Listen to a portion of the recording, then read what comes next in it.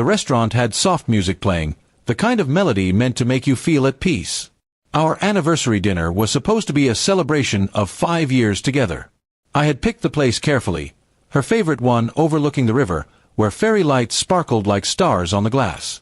I wanted that night to remind us of everything we had built together. But as soon as she walked in, I sensed something was different. Her smile was tight, her eyes restless. And then I noticed the man sitting 2 tables away, a colleague of hers from work, the one she often mentioned in passing. We ordered dinner, and I tried to brush off the uneasy feeling. I told myself I was overthinking, that maybe coincidence had just played its part. But the tension was there, quiet and heavy. Halfway through the meal, she reached into her purse and pulled out a small brown envelope. "I didn't know when else to give you this," she said, her voice steady but distant. Inside were papers, not what I had expected at all. They weren't bills or letters, they were separation documents. My chest went hollow. "You're serious?" I asked, struggling to keep my voice even. She nodded once, avoiding my eyes. "I just need space, freedom. I'm not happy anymore," she whispered.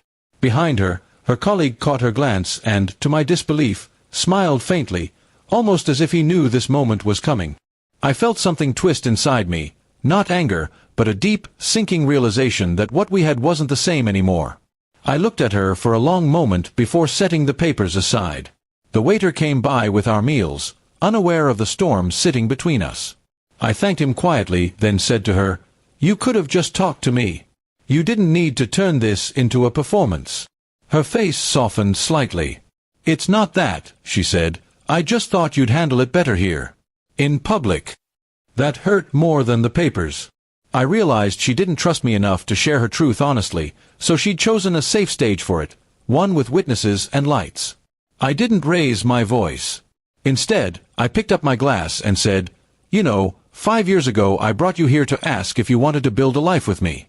I never imagined we'd end it in the same place." Her eyes flickered with guilt, but she stayed silent. The man at the other table kept glancing over, pretending to check his phone, but his smirk told me everything. I could have walked out. I could have said things I would regret. But instead, I decided to let that moment define me differently. I stood up slowly, folded the papers, and placed them neatly in front of her. "If this is what you want," I said, "then you can have it. But you won't take my peace with you." Then, I paid the bill for both of us. She looked startled. "You don't have to," she began, but I interrupted softly. "I promised I'd take care of you, even when it hurt. I'll keep that promise tonight, and then I'll let it end here." Her colleague looked away suddenly, his smirk gone. I left the restaurant quietly and walked along the river.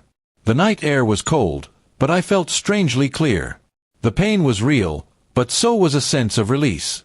Sometimes closure doesn't come with explanations. It comes when you stop chasing answers from people who have already made up their minds. The next few weeks were hard. The apartment felt empty, and memories clung to every corner. But I threw myself into my work, spent time with friends I had lost touch with, and started running again every morning.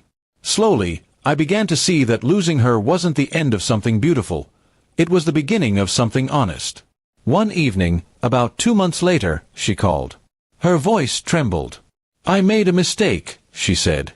"I thought I wanted freedom, but I just feel lost." I listened quietly. The truth was, I had moved past the part of me that needed her to stay. "I hope you find your peace," I told her. "You just won't find it here anymore." There was silence on the line, and then she whispered, "I didn't think you'd change this much." I smiled faintly and said, "You didn't think I'd survive this much." We ended the call on that note, respectful, final, and calm. Months later, I stood on the same riverside where that dinner had ended. The lights reflected on the water, and I felt grateful, not for the pain, but for the strength it had forced me to find. People sometimes hand you heartbreak thinking it'll break you. But if you choose peace over pride, it becomes something else entirely, a turning point. That night, as the wind brushed against my face, I realized I had learned the most important lesson of all. Love isn't proven by how tightly you hold on, but by how gracefully you let go when it's time.